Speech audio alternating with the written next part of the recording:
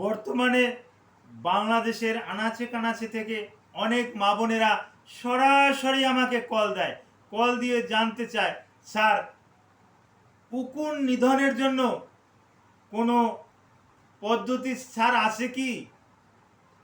আমরাই লিখে দেই উকুন নিধনের জন্য, আমরাই লিখে দেই মনোসালফ্রাম, ভ্যানজিল ব্যানজোয়েট, আইভারমেকটিন, লরেক্সেন, অ্যালাইস, এরকমের ঔষধ লিখে দেয়। রুগীরাও ব্যবহার করে। রুগীরা আরও বলে, স্যার আপনি তো ওটা বলেছেন, তারপর আমি মাথা ধুয়েছি ইংলিশ উপন্যাসক সাবান দিয়ে, ইংলিশ উপন্যাসক শ্যাম্পু দিয়ে আমি মাথা ধুয়েছি, কিন্তু কোনো কাজ হয় না। ওই উকুন তো সেই রকমেরই, একটাও মরে নাই, আরও বেশি করে দেখা যাচ্ছে।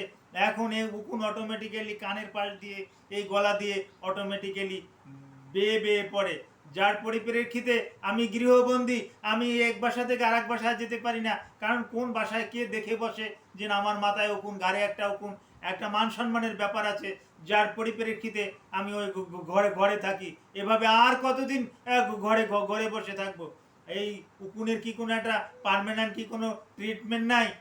আইভারমেকটিন আমি 12 mg একাধিকবার খেয়েছি, কিন্তু কোনো ফল পাই নাই। তাদের জন্য আমি একটা অত্যন্ত বিস্ময়কারী, অত্যন্ত বলতে গেলে জাদুকারী, অত্যন্ত আশ্চর্যকারী একটা হার্বস নিয়ে এসেছি, যেটা চমৎকার।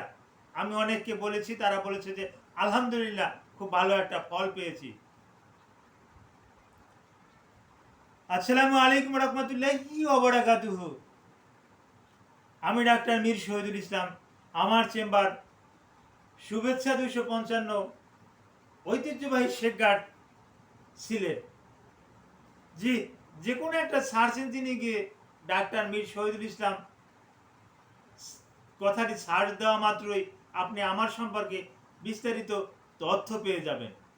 জি দর্শক শ্রোতা, আলোচনা করছিলাম হেয়ার লিক নিয়ে। Hair lice is problem in our society, অর্থাৎ মাথার উকুন, এটা আমাদের সমাজের একটা বড় ধরনের একটা সমস্যা। তো বিভিন্ন কারণে মাথায় উকুন হতে পারে, কারণের দিকে আমি যাচ্ছি না।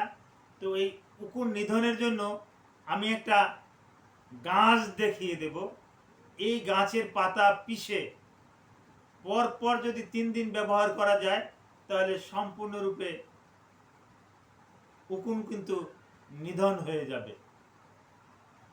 গাছটার নাম নয়নতারা।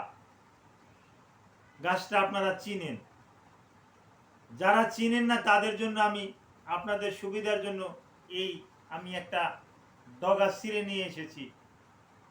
দেখুন নয়নতারা গাছ, নয়নতারার পাতা চিনে রাখুন, ভালো করে চিনে রাখুন নয়নতারার পাতা। আশা করি আর দেখাতে হবে না, আপনারা মুখস্থ করে ফেলেছেন।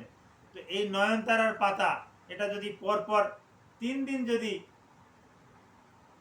শিলপাটায় পিষে বা পাতা ব্লেন্ডার করে আপনি যদি মাথায় 10টা মিনিট দিয়ে, তারপর যদি বেশি না 10 মিনিট দিয়ে যদি আপনি গরম পানি দিয়ে যদি ধুয়ে নেন, তাহলে আপনার মাথাটা একদম ফ্রেশ থাকবে, মাথায় আর উকুন থাকবে না।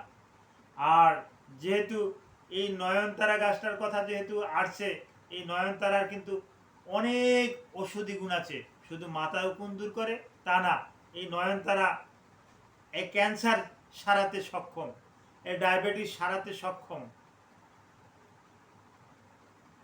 এই গল ব্লাডারে যদি স্টোন থাকে, সেটা সারাতে কিন্তু সক্ষম। হেপাটাইটিস ভালো করতে কিন্তু নয়নতারার ভূমিকা অপরিসীম। আপনার যদি প্যানক্রিয়াটাইটিস হয়ে থাকে, এই প্যানক্রিয়াটাইটিসটা কিন্তু এই নয়নতারা দিয়ে পুরোপুরি ভালো করা যায়। আপনার বিটা সেলটা যদি ইনঅ্যাক্টিভ হয়ে যায়, তো বিটা সেলের ল্যাঙ্গারহ্যান্স থেকে কিন্তু ইনসুলিন সেক্রেশন হবে না, কিন্তু নিয়মিত যদি এটা খাওয়া যায় তাহলে কিন্তু এই ল্যাঙ্গারহ্যান্স অ্যাক্টিভ হয়ে যাবে এবং ল্যাঙ্গারহ্যান্স থেকে কিন্তু ইনসুলিন সেক্রেশন হবে এবং আপনার কিন্তু ইনসুলিন এক্সেস ইনসুলিন নেওয়ার আর দরকার হবে না।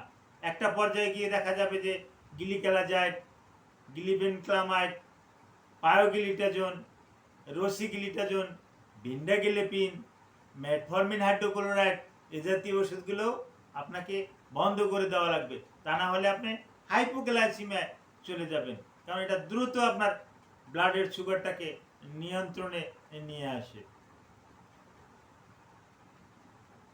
তো এই নয়নতারা সম্পর্কে আমি এতক্ষণ যতটা বললাম, এটা